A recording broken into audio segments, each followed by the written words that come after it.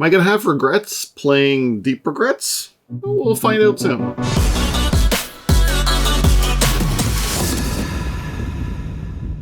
Hey, I'm Will. This is Cardboard Minute. It's a board game channel where we play board games, often solo playthroughs. We always like to do reviews, sometimes some topical stuff, and some lists and things. Occasionally I have some friends over for some playthroughs and stuff too. And I love to give a good twist on, adding in some graphic design knowledge, stuff like that too. And we are going to take a look at Deep Regrets today. This is a game designed by Tactics Games, or published by, and designed and art by Judson Cohen. So, supremely talented individual, but let's see if he makes good games or not. And this one's a bit of a weird one, because in terms of video, I mean, of course the game is weird. Like, look at the inside cover art here. It's a very weird game. But I'm not going to do quite a solo playthrough as you would expect. Partially because I greatly dislike the solo mode in the game. And you can see my review at the end as to why. And why there are some redeeming factors to the solo mode that some people might actually very much enjoy. And, some hopeful things for the future too. So stay tuned and take a look at the review at the end. So instead of a full playthrough, I'm just going to play through an entire round. Essentially a simulated two-player game where I've kind of started off a few rounds in, so I have some equipment and stuff, and I'm going to give you a overview, play through that round, and that will give you a good feel for how the rules of the game works and what the game's like and what you might encounter. Of course, there is always going to be some spoilers with the crazy, crazy cards in these decks. So if you don't want to see what those are, again, skip ahead to the review. And but you will get a feel for how the game works here.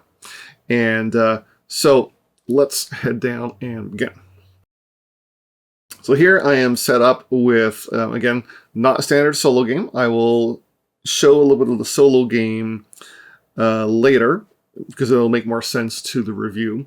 And we have here the main ocean area. We have player pawns representing the boats, and that's essentially your location where you're allowed to fish.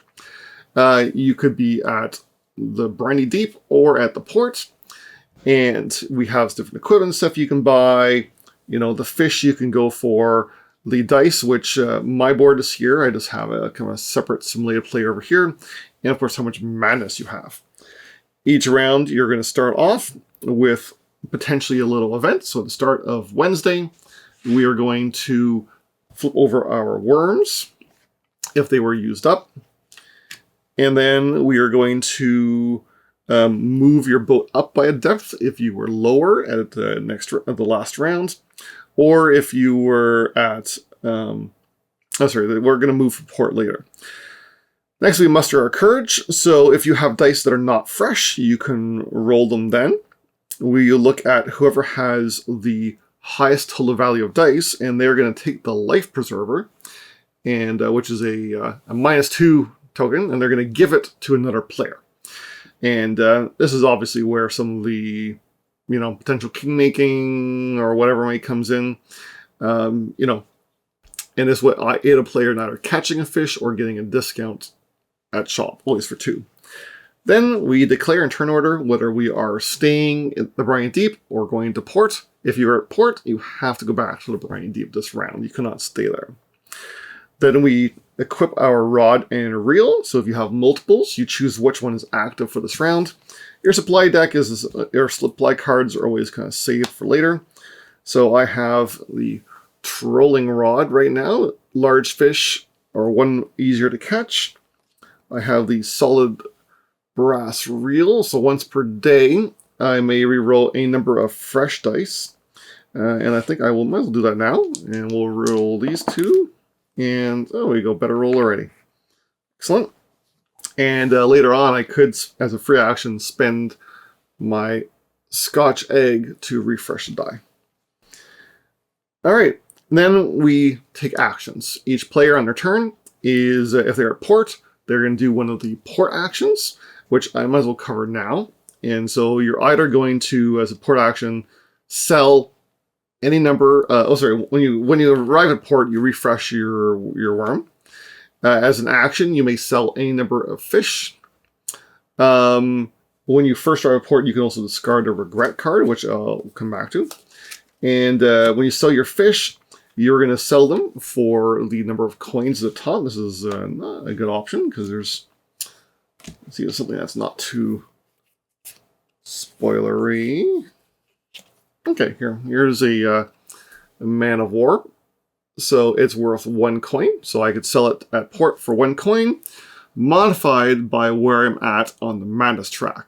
So you're going to be needing to pay attention to whether a fish is fair, like the Man of War, or foul, like the Eye Fish. It's also foul if it has the red regret anchor symbol in the top left corner.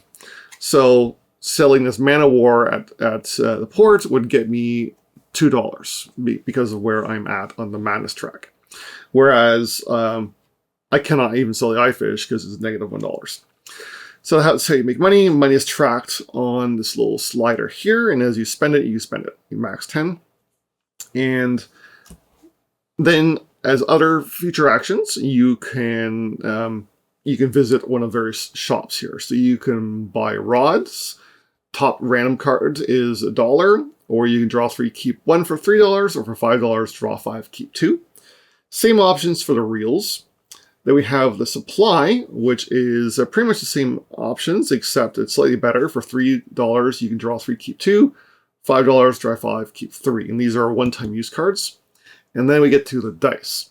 So you always have the 3 dice of your color, but you can buy 1 die for $1, 2 dice for $3, 3 dice for $5. They're, however, drawn from this random bag. So you never know what you're going to get. And there's definitely worse ones out there. Like I think the blues are the worst ones.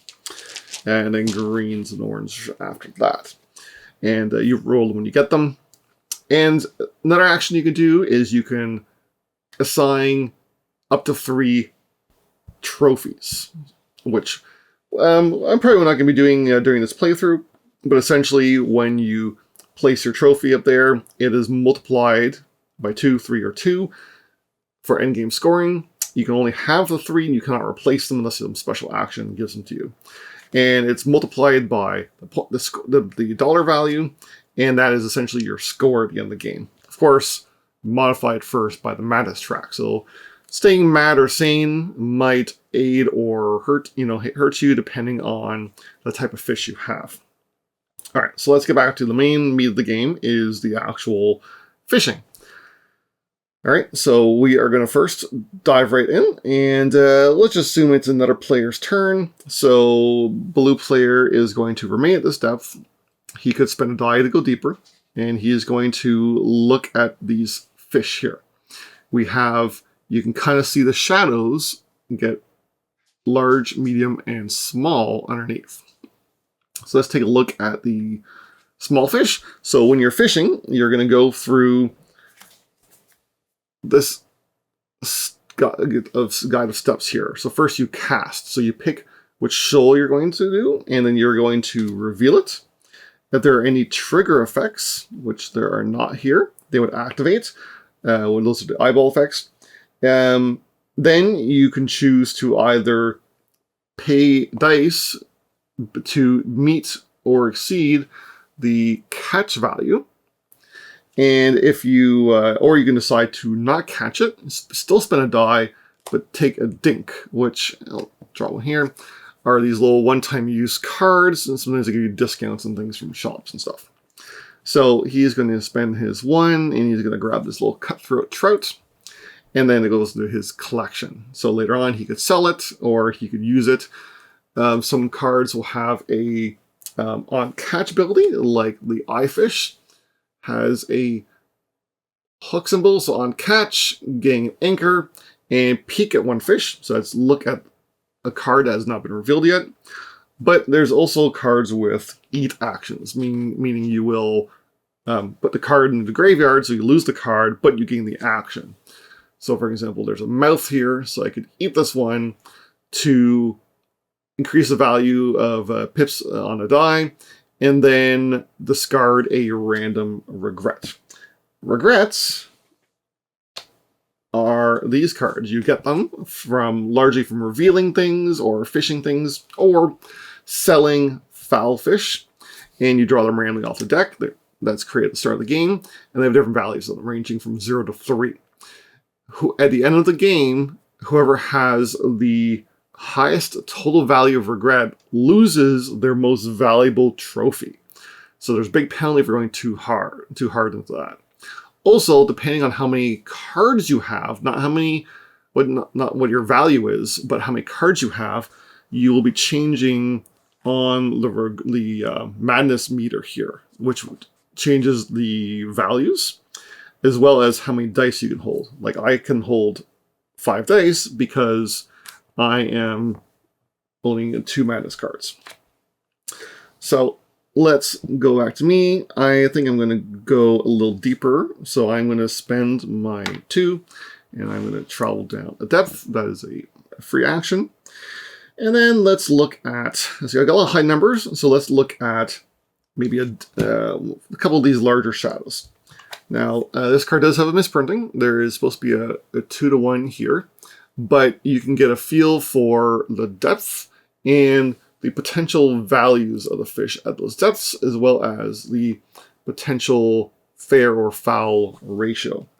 So I'm going to go ahead and take a look at this top deck here. Ooh. It is a Silky, so it is a monstrous fish. There is no on reveal. And we are, it's going to cost 5 to catch. I could use my Moon Jellyfish to reduce a fish difficulty by 1. So I'm going to use that. I have a Trolling Rod, reduce large size fish by 1. And then I only have to spend the 3 die in order to catch it. So it is worth, again, costs 5 to catch. It's worth $6. It's foul, but it has a on catch. I need to flip a coin. So there's a handful of extra tokens here, like the first player markers, this nice chunky anchor. There's this omen die that comes with one piece of equipment, and then the coin flips. It was a tail. So all other players gain $1. If it was heads, I would gain $3. So that's going to go into my collection. Next, the AI is going to, maybe they're going to travel down, and then they're going to reveal another large fish. And this is the Store Worm. It is a 5, which they're not able to catch. So unfortunately, they're going to have to lose their 3. Obviously, they would have never gone after a large one that depth, but just to show you how it works. So they're going to lose a die, and they're going to gain a dink instead, which will go in their collection. I don't know why you would want to do that. This is getting 2 regrets, maybe to adjust your values. So let's keep those over here. So they are basically done. This fish will stay here, so anybody can catch it. And you can, it will get shuffled back into the deck at the end of the round if nobody catches it. So I could get that. It would make me discard an item, which I don't really want to do yet. So let's go ahead and reveal maybe this other large one over here. I'm not going to go into the super depths here, just so I don't spoil any of the really crazy cards. And it is a Crucian Spawn. So let's do that now. It's going to take 4. So it is a large fish, so I only have to spend the 3 die. The special dice get removed once you spend it. And this has it's another coin flip. There's actually not that many coin flip cards, but you guys get to see how terrible I am at flipping coins. And let's see if I can actually catch it. And it's heads. So all other players gain 2 regret. If it was tails, I would gain 4 regret. So let's give a couple to our friends. So it's a 2 and a 1.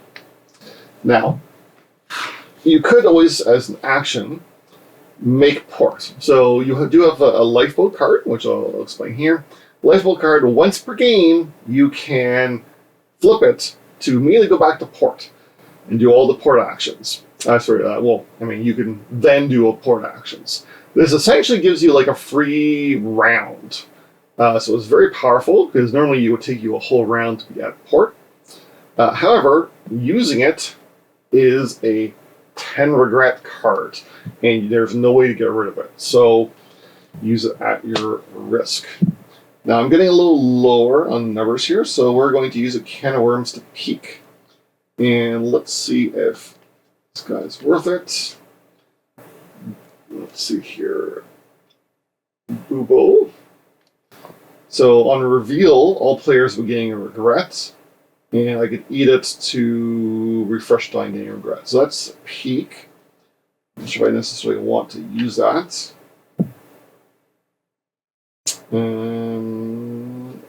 I think let's just catch this. Actually, you know what? Let's use the Scotch. Oh, discard an item. No, I need to keep the Scotch item so I don't lose it. But I mean, the store worm's really good. The 5, yeah. So you know, let's catch the store worm. So large fish are one less to catch, and we throw the green die back. And discard item. All other players gain a regret. So our friend's getting a 1. If you cannot take any regrets, you start drawing from the discard pile, and if there's nothing left in the discard pile, you start drawing randomly from another player. So I've discarded an item, so let's lose this Scotch egg. So he is gone. It's unfortunate, because I'm now out of dice, but instead let's keep things moving here. So I'm going to eat the eye fish, so that's going to give me a couple of regrets. 3 and a 1. But it's going to let me refresh 2 dice. So he is now gone. And we're going to refresh 2 die. Oh, excellent. 3 and a 2. So I could probably catch anything in this depth. Now, while this is all happening, and I'm taking these turns, if players have passed, so for example, our other blue friend here ran out of things to do on his turn and decided that he's passed, and therefore every time it comes back to him, he can either discard a random regret, or he can draw a dink card and get whatever that is. Alright, so we got some more things to catch. I've used my Worms Ray, so we're just going to go full random here and see what we got. It is a green moray. Okay. I must be caught with exactly 1 die. That's great. I'll use my 2, and I'll catch it with $3. Excellent. Ema gets another dink. And we are going to now catch maybe a... you always catch higher than you are, but you can't catch lower. So we'll go on to the depth here. And it's a sockeye salmon. Yeah, not great, but I have to use a die. So he's caught. And then after this, I'll pass. You know, I might have other abilities that might let me refresh dice or things like that, but I'm done here. So I made a fair number of things. I could go back to port later and assign some of these as trophies. And then at the end of the game, whoever has the highest value wins. And of course, converting money, I believe 2 to 1 is for points as well. So that's basically the game. Let's head back up and give my review, as well as a better explanation on how the solo works. So that was not a full playthrough, but it was essentially what a round looks like during a 2-player game. So you get a good feel for how the game flows, as well as some of the rules and stuff of the game. And hopefully it'll give you a sense of how the multiplayer game works, because the solo is nothing like it. Let's take a look at the solo. So if you did look at any of my playthrough, you can pretty much throw most of that out the window. The solo has no port at all. There's no shopping, there's no selling fish, there's no buying items, no buying dice. sort of. But you're not doing that. That's basically it. There's no madness. Madness doesn't matter. The board is just gone. And instead, there's just a pile of regrets. You know, your regrets for deciding to play the solo, and a separate time tracker. That's all you got. And you basically are just fishing. Fishing for 5 days of the week. Take a break on the weekends, and then once you're done all the fishing, you will have to pay back regrets with your values of fish and stuff, and then you will cash out anything that's left, and then purchase. So you've got this ocean survey pad of paper. Right, there's you're gonna need one pad or one sheet per campaign. It's a two-sided here, and it is basically a tracker for every single card in the game, basically. And you are gonna mark off whether you caught that fish, and or sold it, or just saw it, and you're literally writing down that I found this fish. I wrote the name of the fish down. Is it fair or is it foul? How much is the fish? Like, what's the dollar value? What's the catch value? And then check mark whether I caught or not. And you just put it in the right spot. And that's basically it. You do get to, with any money that you gained, which, by the way, does not carry on from campaign to campaign, or from round the campaign around the campaign. After a playthrough, that's how much money you have. You can purchase these unlocks. And these unlocks essentially give you permanent upgrades. So you could buy this trolling rod for $26, and then you have it for the rest of the game. The rest of the campaign, sorry. So every time you play, you could then choose this. You could buy more dice. You know, you can buy a blue or green and an orange. And now, and they don't go away then either. You are then going to be using them and just have more to do from then on. These are permanent upgrades, and you play campaign after round, or playthrough after playthrough after playthrough after playthrough after playthrough until you have found every single fish in the game.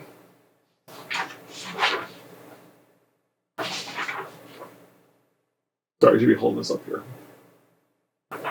Go back to overhead. So this is it. You're just catching the fish. You're not competing with opponents. You are not, triggering crazy things that other players trigger to happen to you, and interactions and fun things like that, competing for things. You are just cataloging fish. You are picking up the deck of cards, and you are writing down the numbers and names on the cards. That's not fun to me. It's just not fun. I played a few rounds of it, and even got some unlocks, and it's just not fun compared to the multiplayer. Which, I'll get back to the multiplayer review. I do very much enjoy multiplayer, just to preface that. But don't design your solo game and ask me to throw out half of what's fun just to play a cataloging game. I mean, maybe some people might enjoy that, but I want to play the game, but I want to play it solo. I don't want to sift through the cards and write down the names of the cards. That is highly unfun to me. Which is my deep regret, because I really wanted to play this solo more. Now, there's some problems also with this, right? And that is statistics, or finite rather. So it's calculating probability. The decks are fairly big. There is, I believe, 29 cards per depth in the base game. If you have the expansion, you added a handful more. And there are obviously some effects that make you discard cards and things like that. So the fact that there's 29 times plus 29 plus 29 plus a handful more, there is lots of cards in the deck, and a fish you can get. And you only see so many, even with all the dice unlocked. You only see, and some of the reels and stuff. Maybe you have to take the reel that lets you peek at more fish. Even if you have all those tools at your disposal, out of just a sheer luck of shuffling cards, you might play this dozens of times. Dozens, maybe even hundreds, right? Like it is highly improbable that every time you flip a coin it lands on heads, but it is statistically possible that you could flip a coin and it will turn up heads 100 times in a row. Again, highly unlikely, but in an infinite probability, it can happen. And it can and does and will happen with large deck of cards, where you're just missing a fish or two and you cannot find it. Right? Unless you stack the deck. It might just never be at the top of the deck. And you can only dig so deep through the decks in your turn, through a game to find it. And it's, that turns me right away from this. It's really unfortunate. So, solo, Ixnay. However, there is a shining light at the end of the tunnel, and that is that there are, some enterprising users on the Board Game Geek website. And if you look at this game there and go to the file section, the community has come to the rescue. And I've not tried any of those solo variants yet, but I've seen there's at least 2 different solo variants that people have designed that allow you to play the game as the game was created for multiplayer, which immediately is a huge improvement. I don't know if they're good or not. I can't vouch them yet, but that alone I think is great, and kudos to the solo community for making that happen. All right, on to the review of the rest of the game. Now that we know we can play it properly, first you need to know what you're getting in for, and that is a wild ride. It is. So we're going to break the game down into an in-depth review. First, we're going to look at components. And the components right from the packaging, if you watch my unboxing, it came in this fun newsprinty thing. It's got this great bag, and these dice are just so much fun. Nice chunky wooden pieces. There's a great metal coin.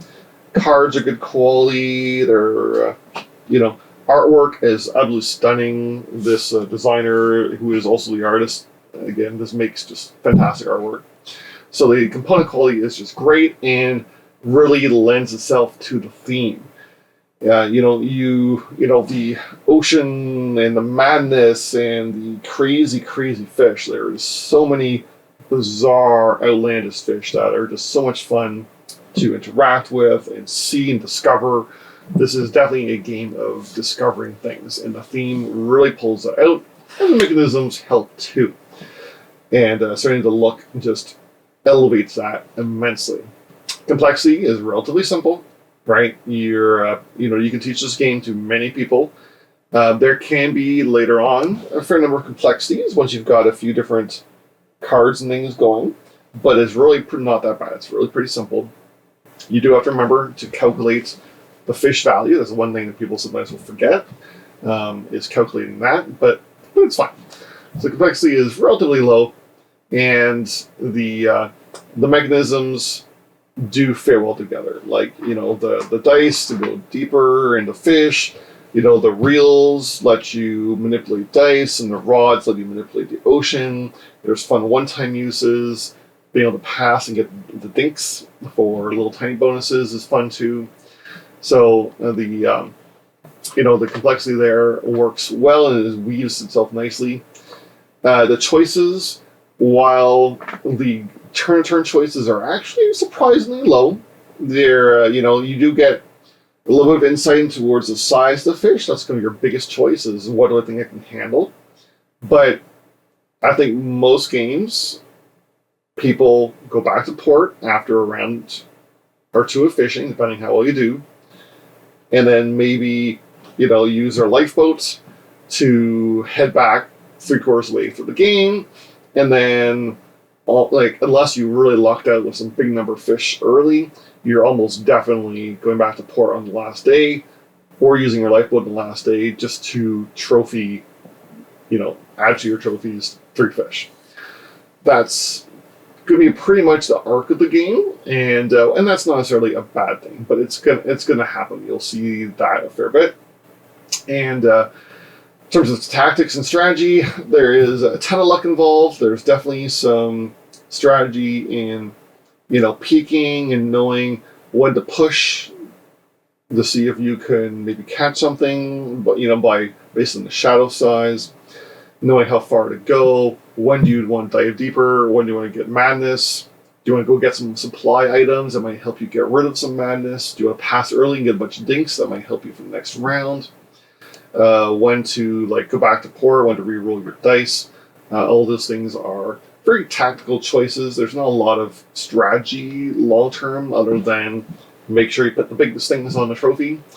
But you can certainly try for high madness or low madness, and you definitely don't want to have the most value by the end. And of course, there is luck. This is a big luck fest. You're rolling dice, you're drawing cards, stuff is happening. There's cards that are just flip, and everybody gets regrets. Regrets for all. It's playing especially of higher numbers where some of those everybody gets regrets type cards come up. Well, that regret deck can go pretty quickly in that sense, in that case, which is fun. It's part of the strategy. The game can be a little long. It says half an hour per player. It's definitely half an hour per player, and that's 2 hours for a luck fest is a little long, but you're having fun while you're doing it. You really are. So, I struggle to recommend this if you plan on playing multiplayer. For sure. It is, if you don't mind, like I said, total random luck fest, crazy gross monsters. If those don't turn you away, then, dive in, go deep. It is a lot of fun and a wild time. Just seeing all the crazy stuff. That may wear thin after a little while. I'm still excited to see the crazy things and the interactions, and that's fun. But once you start seeing the same cards over and over again, that might wear out. But do not grab this for solo unless you like the idea of surveying the ocean and finding card after card after card and writing them down on a sheet until you found every single card in the game. Or you're willing to dive into a fan-made solo and play it more like the actual game.